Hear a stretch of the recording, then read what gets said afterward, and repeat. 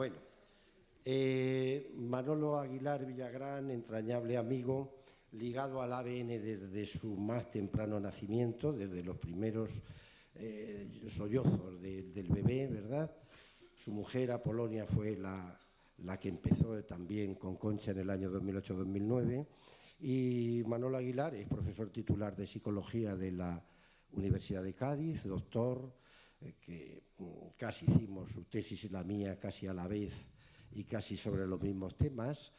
Y siempre se ha destacado por una cosa que yo creo que es muy importante, y es que ha estado muy en contacto con la escuela. Él es maestro, luego fue orientador, ahora es profesor universitario y nunca ha dejado de visitar la escuela. Luego nos va a hablar de cosas, no tanto que haya leído, cuanto de cosas que ha vivido y que sabe bien porque las ha vivido. Esa beta de investigador real, echando miles de horas con los niños, no suele ser muy frecuente en la universidad y se va a notar en lo que nos va a contar. Además de todo eso, yo no voy a hacer una lectura de los artículos en lo que ha participado, etcétera, etcétera, porque sería una cosa muy larga, hace mucho calor y vamos con algo de retraso de tiempo. Pero tengo que decir que se trata de una persona de un enorme rigor, de una gran independencia y de una persona que se ha distinguido siempre por preocuparse por cómo los chicos aprenden. Es decir, su gran meta en la vida ha sido: vamos a averiguar por qué los chicos se ponen enfermos de aprendizaje, ¿no? Sería un poco una tarea sanitaria. Trabajos muy importantes han sido precisamente crear baterías o crear modelos que pudieran poner remedio a esta situación. De hecho, su tesis doctoral era sobre un trabajo, un programa de mejora de los rendimientos en resolución de problemas. Yo no voy a hablar mucho más porque sería quitarle tiempo a él, darle las gracias por haber accedido a que inaugure el Congreso con su conferencia. Deciros que ahora mismo han llevado a cabo una investigación muy importante de la que nos va a dar cuenta. Todavía no está publicada porque hay unos trámites y hay unos plazos y unos tiempos entre que se culmina algo y se puede publicar, y que es muy reveladora, y que algunas de las que estáis aquí sentadas pues lo habéis tenido entrevistando a los chicos al pie del cañón, como él suele trabajar. En ese sentido, creo que va a ser una gran conferencia. Don Manuel Aguilar Villagrán, tiene usted la palabra. Muchas gracias. Muchas gracias a Jaime por haberme invitado a dar la conferencia inaugural. Es verdad que tenemos una trayectoria unida en la investigación sobre el aprendizaje matemático, ya desde, podemos decir que casi de 40 años. Quería decir en los prolegómenos algunas cosas sobre lo que voy a hablar, ¿no? En primer lugar, que son pocas las veces que hablo a un auditorio tan concurrido. En todo caso, en algún acto político. Me he dirigido a tantas personas como hay aquí ahora mismo presentes, ¿no? Después quería decir que yo les voy a presentar los fundamentos de la cognición matemática, podríamos decir de la cognición matemática temprana. O sea, voy a tratar de ir al núcleo básico en el que se fundamenta todo el aprendizaje posterior, y voy a tratar de relacionar esos fundamentos con el aprendizaje a través del método ABN.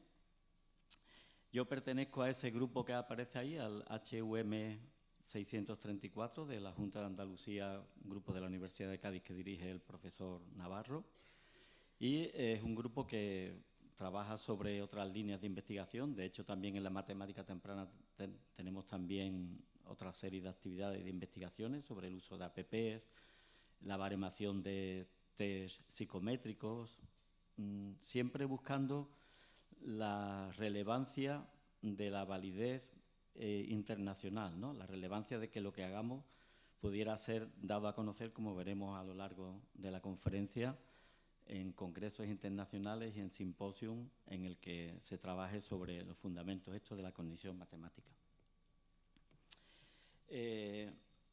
Este es un esquema del contenido de la sesión. Voy a tratar de ajustarme al tiempo, aunque he visto que hemos empezado un poco antes y podré detenerme entonces con un poco más de tiempo. Voy a hacer en primer lugar una introducción a la cognición matemática, al origen de la cognición matemática, cómo eso es algo que la humanidad lleva buscando desde hace miles de años. Pero eso nos lleva a la búsqueda de si compartimos unas capacidades cognitivas numéricas, tanto en animales o en especies animales, y los bebés humanos y los adultos humanos, ¿no? Voy a detenerme un poco en algún tipo de investigación actualizada sobre esos aspectos y ya después entraremos a fondo en los dos tipos de variables que la psicología cognitiva encuentra en el fundamento del aprendizaje matemático. Las variables de dominio general y las variables de dominio específico, y sobre eso pues veremos qué sentido tiene, cómo se evalúan, y sobre eso pues veremos cómo algunas actividades que hace el ABN o algunos resultados que nosotros tenemos de investigaciones anteriores y de las que ahora mismo estamos analizando datos de los niños evaluados en el curso pasado, pues veremos cómo eso tiene ese fundamento, ¿no? Qué estudios hemos hecho, qué proyectos tenemos presentados y de alguna manera plantear cuáles son los retos a nivel de desarrollo cognitivo, de la psicología cognitiva que podemos plantear y aún conocer sobre el método ABN y la psicología cognitiva. Por tanto, esta conferencia inaugural o esta charla tiene de alguna forma un sesgo psicológico. Está más inclinada a un sesgo a la psicología más que a la didáctica, aun cuando algunos trabajos iniciales de los que mencionaré tienen que ver con aspectos específicamente didácticos. Viendo las reuniones internacionales sobre aprendizaje matemático, creo que todavía queda mucho por hacer en relación con lo que pueda aportar el método ABN a las estrategias de cálculo, a los errores en el cálculo, a la rapidez en el cálculo, y evidentemente eso es un campo también por abordar y por investigar y por estudiar, ¿no? También a lo largo de la conferencia haré referencia, como en realidad todo lo que les voy a hablar está basado en un modelo de procesamiento numérico, de procesamiento cognitivo numérico, pues de alguna manera también haré referencia en algún momento a las bases cerebrales de este aprendizaje numérico, ¿no? Lo cual no quiere decir que tenga una visión reduccionista y que cualquier aprendizaje pueda reducirse a las bases cerebrales. Pero como cada vez conocemos mejor el funcionamiento de determinadas áreas cerebrales, como mostró el profesor García Cedeño en la conferencia inaugural el año pasado, pues es evidente que de alguna manera algún cambio se produce a nivel cerebral con la metodología ABN. Bueno, pues entonces ya abordando los puntos de los contenidos que les he mencionado, pues evidentemente hay ahí tres elementos: la tecnología, la ciencia y las matemáticas. Son tres elementos que de alguna manera hacen que hayamos alcanzado un alto nivel de desarrollo humano, ¿no? De desarrollo y de inteligencia humana gracias a esas tres grandes herramientas, ¿no? De hecho, está bien estudiado a partir del año 2000, ¿no? Del 2009 en adelante.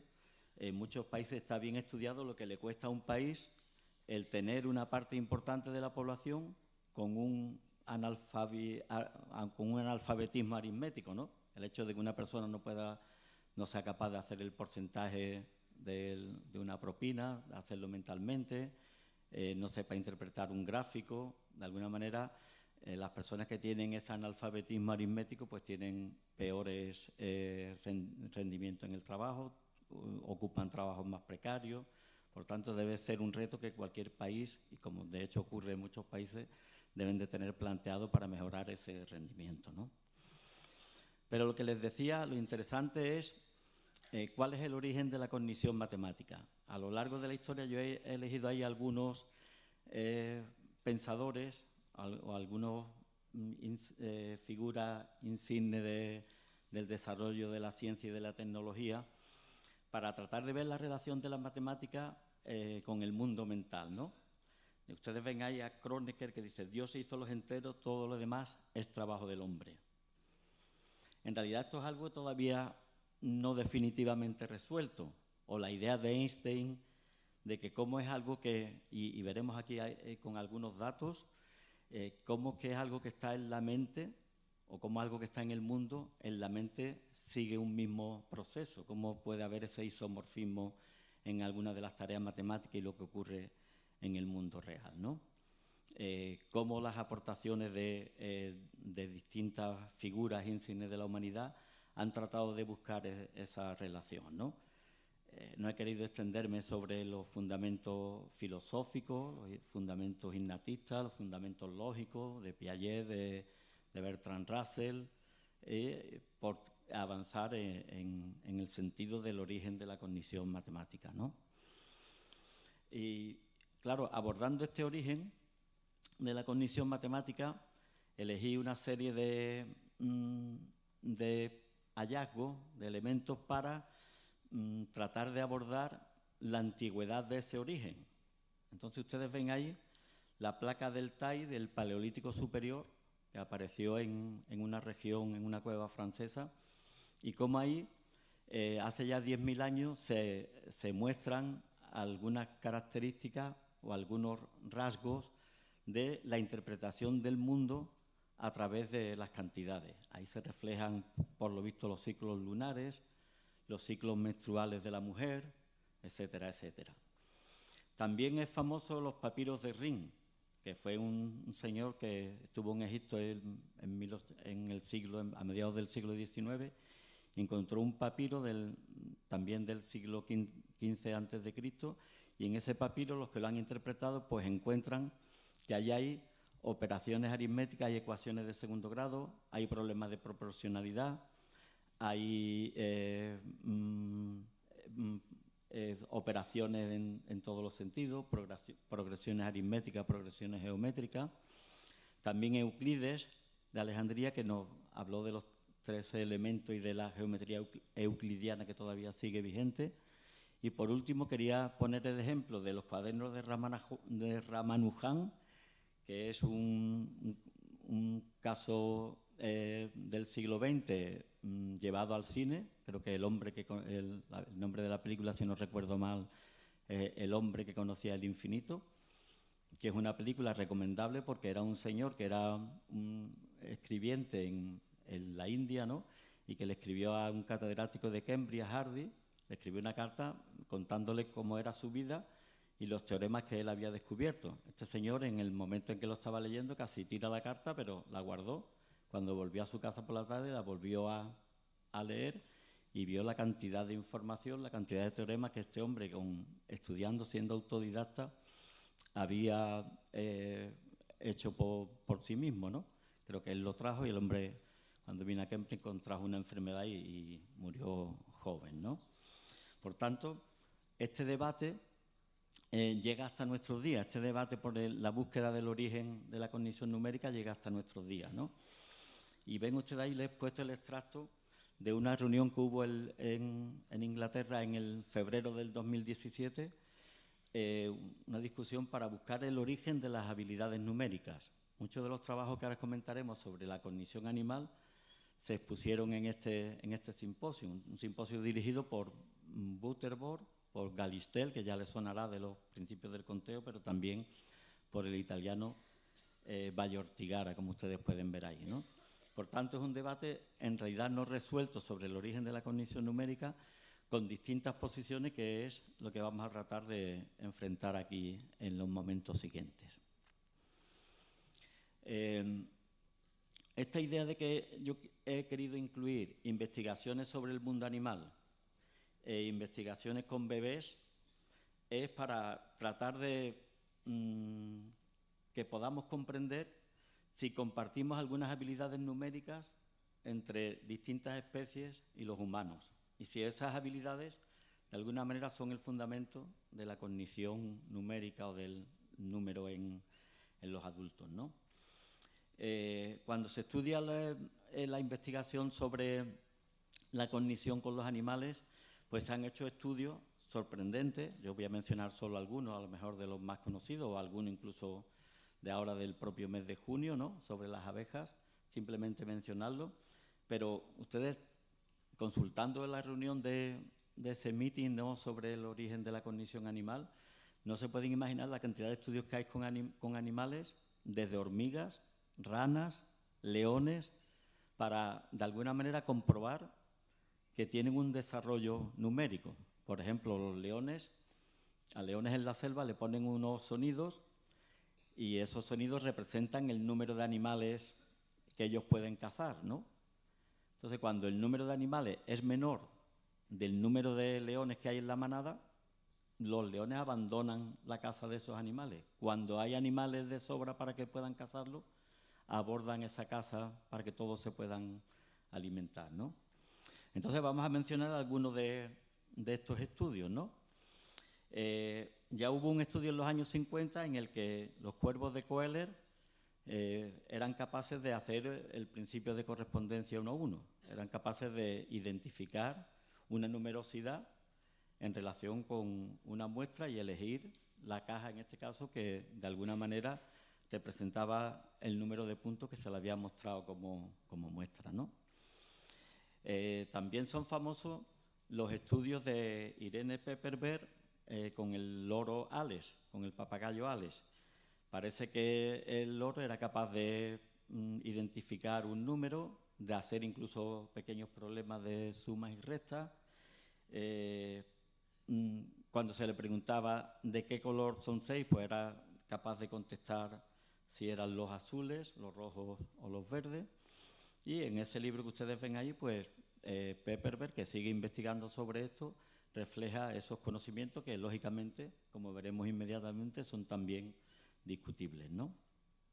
También, por ejemplo, con los peces, es curioso en este caso este estudio sobre los peces, que si nos pusieran a nosotros a hacer esta tarea, los tiempos de reacción que mostraríamos serían iguales a los de los peces. Si en este caso es un estudio con un pez que está ahí el pobre solo, ¿no? Y de alguna manera ustedes ven ahí que hay dos numerosidades, una a la izquierda y otra a la derecha. Entonces al pez le ponen un depredador ahí en medio y cuando le ponen un depredador que sabe que puede morir, ¿no? Bueno, sabe, esto sería entre comillas, ¿no?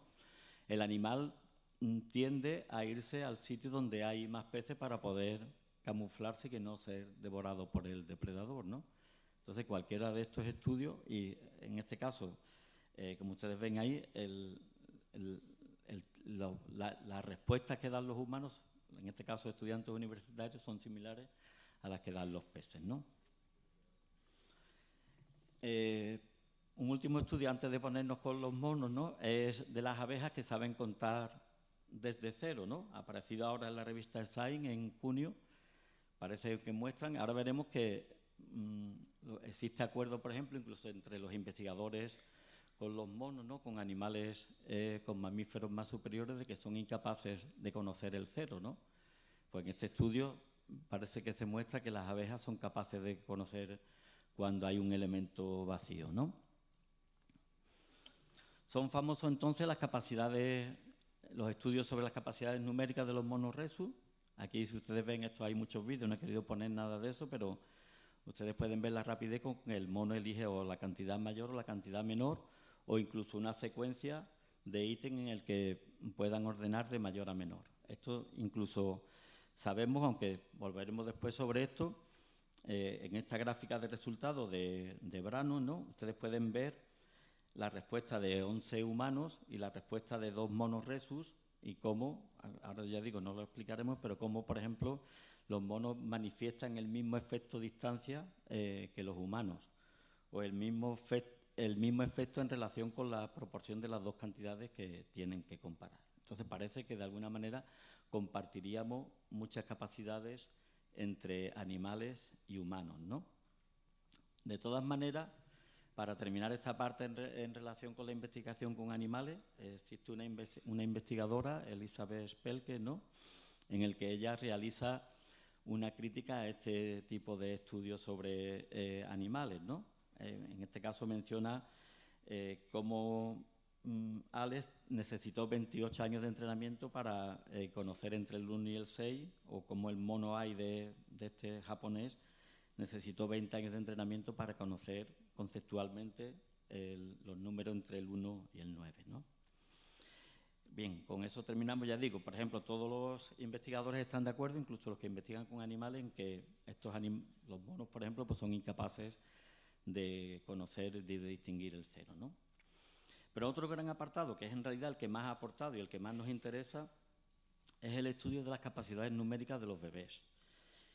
Voy a mencionar aquí de principio algunos y al final me voy a referir a uno de los más importantes, que es el trabajo de Karen Wins en los años 90, en el que ella mostró a través de un paradigma experimental del paradigma del suceso imposible, cómo los niños eran capaces de comprender pequeñas sumas o pequeñas restas, ¿no? Pero vamos a mencionar porque, claro, ese estudio fue como un estudio seminal que proporcionó infinidad de investigaciones que se siguen haciendo sobre la cognición numérica en los bebés, ¿no? En este caso tenemos aquí el estudio de Elizabeth Brannon y Ariel Starr, en el que evaluaron a una serie de niños a los 6 meses con unas pruebas de esta de estimación de la numerosidad, estimación de puntos, que ahora más adelante veremos en qué relación puede tener con el aprendizaje numérico, y cómo esos niños cuando tenían 3,5 años encontraron una correlación entre la precisión y la estimación de la respuesta de esos niños y cómo eran esos niños a los 3 años y medio en el sistema de aproximación numérica. Y como ven ustedes ahí, en un test que nosotros hemos usado también, ahí en la parte de la derecha, que es el tema 3, que es el test de evaluación de las habilidades matemáticas, ¿no?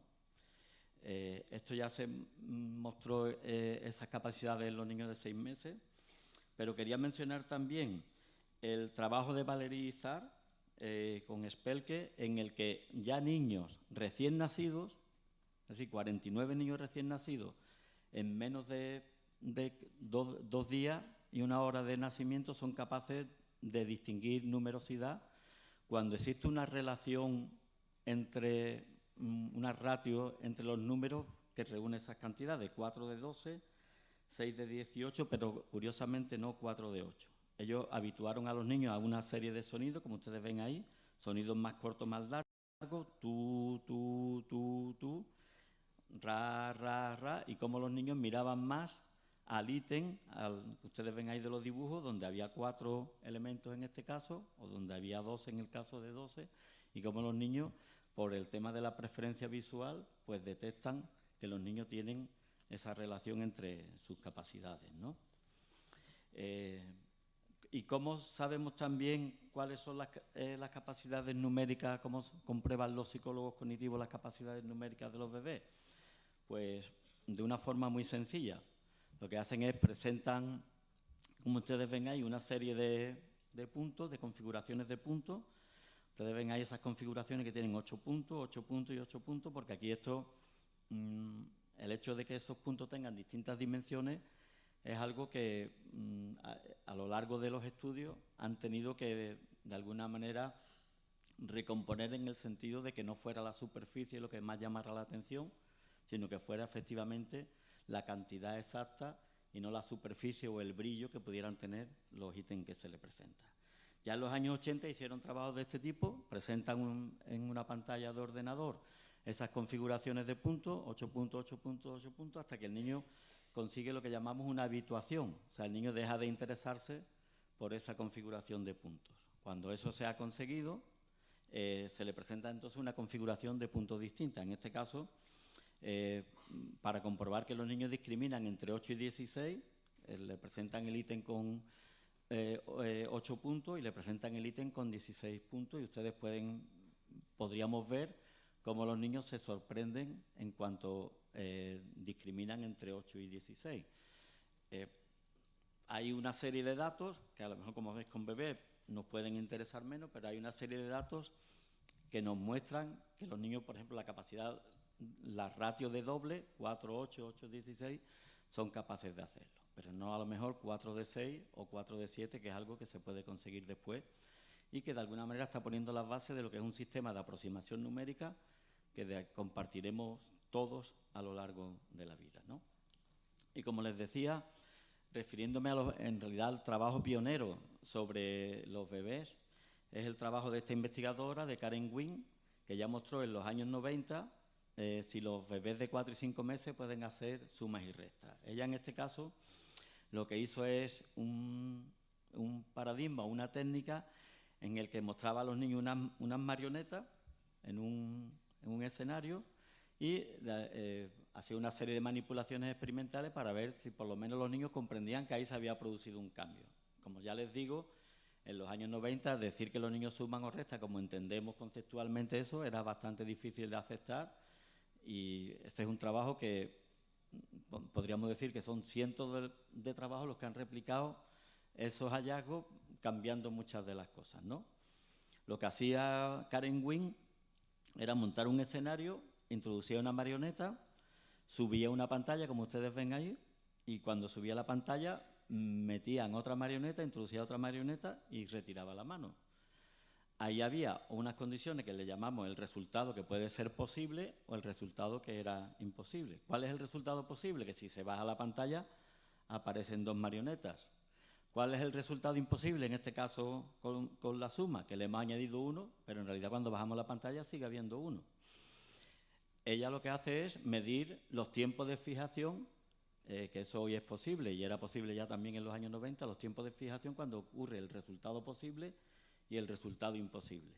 Y ya vemos entonces que el resultado imposible, el tiempo de fijación es mucho mayor cuando se da el resultado imposible, en la suma, en la resta, cuando es la cantidad, por ejemplo, de 5, cuando es la cantidad de 10, cuando se le quitan 1, cuando se le quitan 2, y comprobó que de alguna manera los bebés son capaces por lo menos de detectar esos cambios en la numerosidad, ¿no? De alguna manera, entonces, lo que nos viene a decir esto es que los bebés tienen una forma de representación de la magnitud que es importante para el aprendizaje posterior.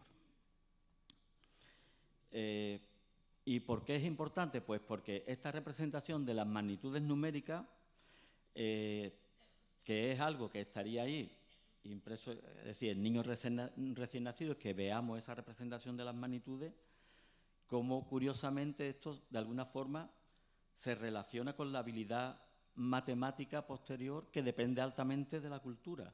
Nuestro sistema de conteo, nuestras palabras para etiquetar los números, pues tienen unas características que son eminentemente culturales, ¿no? Dependiendo de cada lengua, pues ya sabemos que los números se etiquetan de forma distinta, ¿no?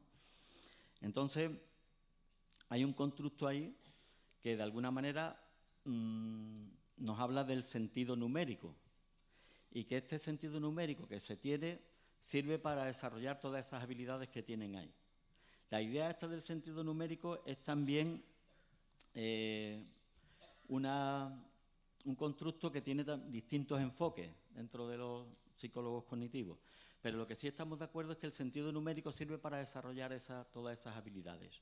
Muchas veces el ejemplo que yo pongo para hablar del sentido numérico es el equivalente al que tenemos cuando hablamos de la conciencia fonológica en el caso de la lectura.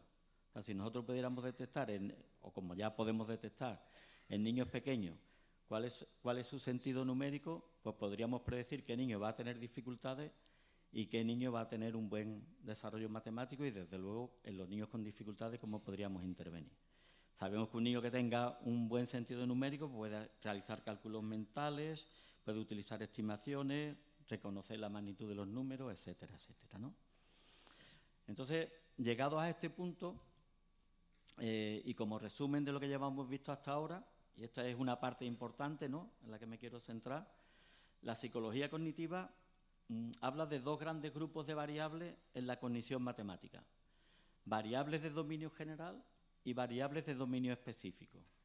De alguna manera, nosotros con niños ABN hemos hecho ya trabajos con variables de dominio general y variables de dominio específico. Cuando hablamos de variables de dominio general, lo que queremos decir es algunos constructos de lo que ustedes ven ahí, algunas ideas de que todos conocemos sobre la psicología, que de alguna manera servirían para distintos contenidos de aprendizaje. Es decir, la inteligencia, entendiéramos como la entendiéramos, como inteligencia múltiple, como inteligencia de factor G, de alguna manera sería una variable que modularía todos los aprendizajes: la lectura, la escritura, el cálculo, la aritmética, la resolución de problemas. Pero durante un tiempo, y nosotros también hemos hecho trabajo en ese sentido, un componente fundamental, una variable de dominio general que se ha investigado mucho en el campo de las matemáticas, es la memoria de trabajo, con esos tres componentes que aparecen ahí: el ejecutivo central, que es la capacidad de mantener una información en la mente y hacer algo con esa información; la agenda visoespacial y el bucle fonológico, que es una medida de la memoria a corto plazo de tipo verbal, ¿no? También el desarrollo de la lectura y del lenguaje, pues de alguna forma pudiera influir en la lectura. Si partimos de niños con 5 años, pero unos tienen un buen desarrollo lector o un buen desarrollo del lenguaje, pudiera hacer que las ganancias que tuvieran esos niños tuvieran que ver con esa capacidad y no con lo que le hayamos hecho, ¿no? Y otro elemento, que en realidad también podría ser una variable de dominio específico, es la velocidad de procesamiento. La velocidad con que las personas accedemos a los códigos que tenemos, sean códigos simbólicos, como pueden ser los números, las letras. Por tanto, cuando hacemos un trabajo con los niños ABN, como hemos hecho con los niños de educación infantil de 4 o 5 años, son variables que tenemos que evaluar, porque de alguna manera tendríamos que medir que la ganancia que tengan esos niños no se deba a esos factores. ¿De acuerdo? Pero bien, a nosotros lo que nos interesa, o lo que yo me he centrado a partir de ahora para tratar de explicar y que hemos hecho en el caso de los niños de infantil, son las variables de dominio específico. Y ahí en ese esquema que aparece a la derecha hay una serie de flechitas y una serie de cosas que voy a tratar de describir, ¿no? Lo primero que aparece ahí debajo es, como dice, un kit de comienzo, ¿no? Esto es una idea de Brian Butterworth, que recogiendo todos estos hallazgos que hablamos de los animales y de los bebés, lo que nos viene a decir es que cuando venimos al mundo ya tenemos ese kit de comienzo. En ese kit de comienzo ustedes ven que he puesto lo de la subitización, que ya sabemos lo que es, aunque ahora incidiremos sobre eso. Y también le he puesto una flechita ahí en rojo que va a la comparación no simbólica. Es decir, todos naceríamos con un sistema de aproximación no simbólica para poder identificar, por ejemplo, en el ítem, el dibujito que aparece ahí debajo, pues que ustedes trataran de identificar dónde hay más puntos. Pero lo importante, o lo que ahora mismo domina la investigación, y es algo que nosotros hemos hecho ya con los niños ABN, es cómo se relaciona esa comparación simbólica con la comparación no simbólica, esas constelaciones, esas configuraciones de puntos, con la comparación simbólica, qué número es mayor, 2 o 9. Y también otro componente de la línea numérica que nosotros hemos investigado mucho y que responden a un modelo de procesamiento cognitivo, que es la estimación en la línea numérica. ¿Cómo estimamos una cantidad? Ustedes, que los que trabajan en ABN, que trabajan mucho sobre la recta numérica, ¿cómo hacemos con la estimación en la línea numérica y cómo se desarrolla eso con el conocimiento matemático, con el rendimiento matemático? Pues he puesto ahí también el sentido numérico, la habilidad de conteo, que claro, muchos consideran, yo le he puesto ahí como el sentido numérico como un componente más del sentido numérico, pero que, por ejemplo, también Butterworth considera que el sentido numérico, o Gell-Mann y Galistel, pues consideran que el conteo es una capacidad innata, una serie de principios que ya ustedes conocen de Gell-Mann y Galistel, aunque eso está sometido a mucha discusión teórica, pero que sería la base de todo el aprendizaje posterior, ¿no?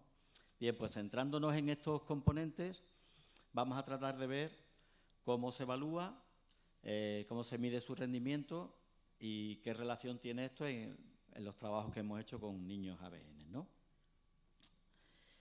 Claro, antes de iniciarnos con todo eso, lo que podemos decir, que no hemos hecho ninguna mención, bueno, ahí al principio, ¿no?, es que la visión de la psicología cognitiva sobre el aprendizaje numérico es muy distinta de la visión tradicional de Piaget. Ustedes ven que, por ejemplo, en el desarrollo del número, pues es muy importante para Piaget la conservación de las cantidades. Esto es un ítem de una prueba que nosotros tenemos, que es el test de U3, o como la seriación pues, es fundamental para el aprendizaje de las operaciones lógicas. Curiosamente ahora, dentro de los parámetros que los estamos comentando de la estimación, de la comparación no simbólica y de la estimación numérica, se están haciendo ahora muchos trabajos, y eso sería muy interesante que lo plantearan en la metodología ABN, se están haciendo muchos trabajos de ordenación simbólica, es decir, muchas tareas en que se le dan al niño 3 números y que el niño tenga que decir cuáles son los que están ordenados de menor a mayor, de mayor a menor. Parece que eso, que es una visión aún piagetiana, tiene mucha repercusión sobre el aprendizaje matemático posterior. Bien, vamos a ver entonces algunas de las tareas como el kit de comienzo de la subitización, ¿no? Como hemos dicho, este autor, Butterworth, es el que habla de la aparición de estas intuiciones protomatemáticas que serían fijas que tendríamos todos, ¿no?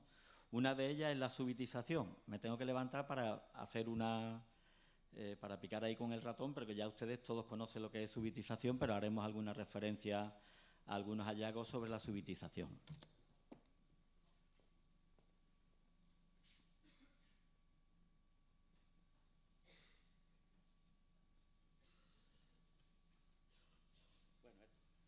Como ya ven, esto es un ejemplo de subitización. Todos podemos, de alguna manera, aprender la cantidad que hay, menos cuando... Y aquí a lo mejor ya nos costaría trabajo, podríamos subitizar esos puntos porque están con una secuencia, con una presentación canónica. Y, de alguna forma, esa capacidad de subitizar, que sería innata, que vendría con cada uno de nosotros, pues sabemos que eso es fundamental para el aprendizaje numérico posterior, ¿no? El ABN lo hace esto mucho. Muchas actividades de las que ustedes pueden ver en el blog de las profesoras de infantil, hay actividades de subitización de todo tipo, con objetos, con puntos, más simbólicas, menos simbólicas. Pues sabemos que presentar configuraciones canónicas, los tiempos de reacción son bastante menores que cuando se presentan con una configuración no simbólica, ¿no? Lo que sí podemos decir, esto es un de los trabajos estos que ahí menciono, pues los tiempos de reacción en milisegundos para comprender representaciones canónicas o no canónicas. Y ustedes ven ahí cómo reconocer 3 o reconocer 4, los canónicos es mucho menos tiempo y cómo el tiempo va aumentando en función de esa presentación. Lo que podemos decir es que la psicología cognitiva, o una parte de la psicología cognitiva, nos dice que los niños que subitizan mal van a tener dificultades. ¿Y cómo lo hacemos esto? Porque, claro, lo primero que podemos pensar es decir, hay unos niños que son más lentos que otros. Nosotros lo que hacemos primero es medir los tiempos de reacción de los niños. Le ponemos a los niños en una pantalla de ordenador, una carita feliz, unas veces va a aparecer a la derecha y a la izquierda, otras veces a la izquierda, hay una serie de ensayos. Si la carita feliz aparece a la derecha, le tienes que dar a este botón, aquí en el ordenador, o a este. De esa manera, los datos que tenemos nos vienen a decir si los niños tienen tiempos de reacción similares. Porque si un niño es lento y es lento al subitizar, la causa de que subitice mal no es que no aprehenda esas constelaciones de puntos que se le presentan, sino que su tiempo de reacción es un poco más lento, ¿no? Cuando ya nos presentan, esto, como decíamos, es un componente importante del sentido numérico, y en esto, en los trabajos que todavía tenemos por analizar, evidentemente en esto los niños ABN destacan muy por encima de los niños de CBC, ¿no? Hacer esta tarea ya implica un conteo. También el conteo, en pruebas que hemos hecho que estamos introduciendo ahora, el tiempo que tarda un niño en enumerar una colección de puntos es un tiempo crítico. Es decir, los niños que tienen errores, pero también tienen mucho tiempo para contar la configuración de puntos, pues son niños que de alguna manera nos van a llamar la atención para que estemos encima de ellos. Todo el mundo, bueno, sobre todo el profesorado, las profesoras ABN, conoce muy bien los principios del conteo. Voy a darle aquí un momentito.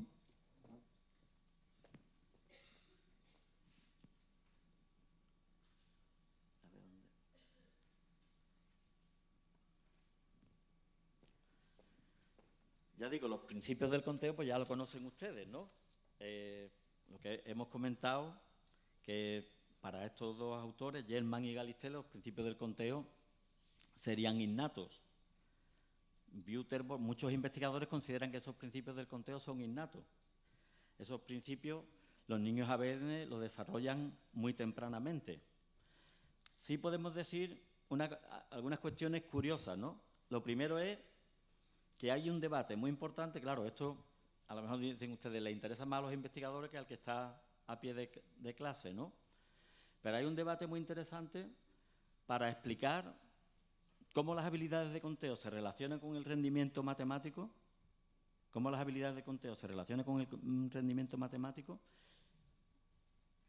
y cómo esas habilidades de conteo, unos consideran que dependen más de la cultura, y por ejemplo esta autora que hemos visto antes, Elizabeth Spelke, pues considera que depende mucho del lenguaje, por los trabajos que se han hecho en este campo, ¿no? Bien, ya hemos hablado de la subitización y del conteo, vamos a hablar ahora de los procesos estos, que ya digo, lo importante es cómo evaluamos la comparación simbólica y no simbólica y la estimación en la línea numérica y cómo se relaciona esto con el rendimiento matemático, ¿no? Ustedes ven ahí esa configuración de puntos azules y amarillos. Fácilmente ustedes podrían responder si hay más azules o hay más amarillos, ¿no? Esos puntos azules y amarillos de alguna manera guardan una proporción, guardan una ratio que nos van a dar unos índices que de alguna manera nos permiten considerar qué capacidad de estimación de comparación no simbólica tienen los niños, ¿no? Entonces van a aparecer ahora unas transparencias para que ustedes traten de pensar en el segundo que va a durar la presentación dónde hay más puntos, ¿no? En algún caso va a ser muy fácil, en algún caso pues será un poco más difícil para que podamos explicar alguna cosa. ¿Vale? ¿Ustedes han visto ahí donde hay más puntos? Esta es fácil.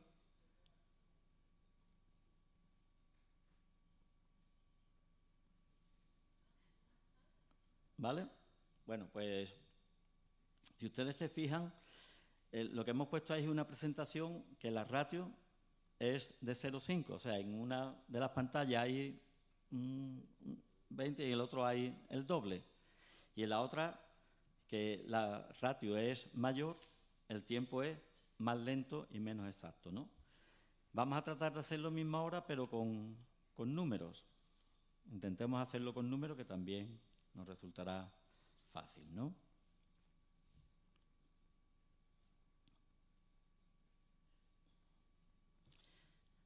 También con los puntos los resultados son similares, aunque tengamos menos puntos en el caso, menos tiempo seguramente en el caso de la comparación simbólica que con la comparación de puntos, ¿no?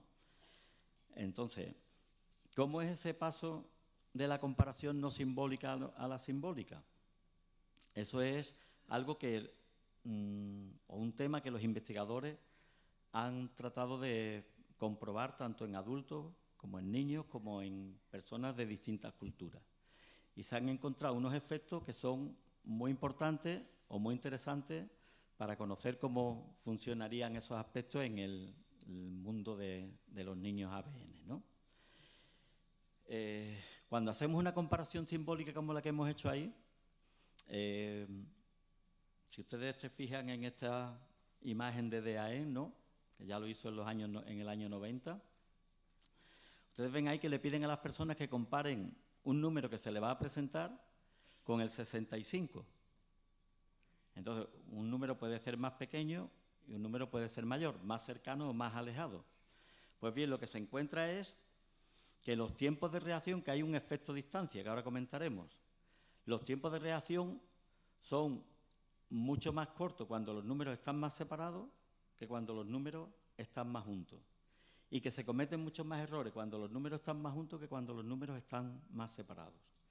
Por tanto, hay un efecto de distancia, pero también un efecto de la proporción que se presenta entre el conjunto de dígitos, por ejemplo, o el conjunto de puntos que se presenta. Y lo más curioso es que este es una comparación que cuando se hace con personas de distintas culturas, de distinta formación, siempre va a ser lo mismo. Por eso la idea esa que decíamos de cómo algo que es una construcción cultural, resulta que en la cabeza ocurre en todo el mundo, ¿no?, en todas las personas, ¿no? Y ya digo, hay unos efectos, bueno, voy a saltar esto, el efecto de la distancia y el efecto de tamaño, que de alguna manera lo que es interesante es que nosotros hemos medido este efecto de distancia. Ahora comentaremos que en las pruebas que nosotros hemos hecho de comparación simbólica y no simbólica a los niños, hemos medido esos efectos en los niños ABN y no ABN, ¿no? En esta transparencia lo que les quiero indicar es cómo cuando se ha hecho es un metaanálisis, que es una reunión de muchos estudios, ¿no? En este caso, estudios de tipo transversal de grupos de niños de distintas edades y estudios longitudinales, pues se ha encontrado una gran relación entre las capacidades de esa comparación simbólica y no simbólica y el rendimiento matemático. Y esto en realidad es algo que nosotros pues, hemos querido hacer con los niños ABN, ¿no? Bien, esa sería la estimación de la comparación simbólica y no simbólica, pero otra tarea importante, porque responde, ya digo, a un modelo teórico, es la estimación en la recta numérica, que es una tarea que nosotros hemos hecho también con los niños ABN, ¿no? Esto es una tarea muy interesante y que desde que la hicieron Siegele y Offer se ha repetido muchísimas veces. Y ustedes, los que están familiarizados con la recta numérica, pues ya sabrán y ahora veremos cómo se encuentra una diferencia significativa en cómo hacen esta tarea los niños ABN y cómo la hacen los niños de cálculo tradicional, ¿no? En este caso, bueno, esto hay mucha diversidad de tareas, pero lo que nosotros hemos hecho, por ejemplo, a los niños ABN es entre 0 y 20, ¿dónde incluirías el número 7? Bueno, primero se le hace un ensayo al niño, se le muestra con una pizarra de estas que pueden borrarse, donde situaría el número, se le enseñan los caminos y el niño va indicando el número en el lugar donde lo pondría.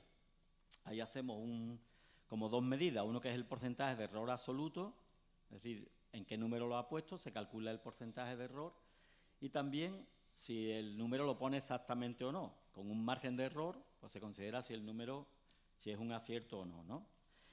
Cuando hacemos esto con niños que diríamos de escolarización normal, los niños hacen una representación de la magnitud que siguen esas curvas que aparecen ahí que parecen un poco raras. Ustedes ven ahí que esto es como la evolución de esa representación de las magnitudes en la recta a niños de infantil, de primero y de segundo. Si ustedes se fijan en la parte esta de la izquierda, la que ven a la izquierda, esa es una representación en educación infantil en la que los niños tienen lo que los psicólogos en este caso, Siegele y Offer, denominaron una función logarítmica. Los números más pequeños los hacen muy grandes y los números del final, los que están cerca del 100, pues los hacen más pequeños. Cuando esos niños llegan a segundo, ustedes ven que hay una función lineal. La nube de puntos se concentra en los números que se le pide. Se le pide el 20, muchos niños lo sitúan en el 20. Se le pide el 45, muchos niños se sitúan en el 45.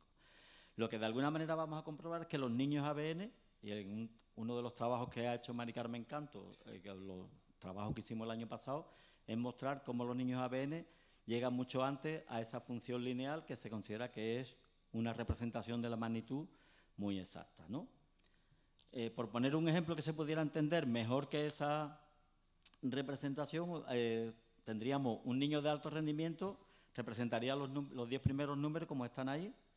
El niño de un rendimiento medio hace los números pequeños muy grandes, como ustedes ven ahí, 0, 1, 2 y 3, y los números últimos lo concentra antes del 10. Y un niño de bajo rendimiento pues tiene los números muy grandes al principio y también los números muy comprimidos, hace también una recta mucho más pequeña. Cualquier trabajo con la recta numérica va encaminado, cualquier trabajo tanto físico como sobre lápiz y papel, va encaminado a la mejora de este rendimiento en la recta numérica, ¿no?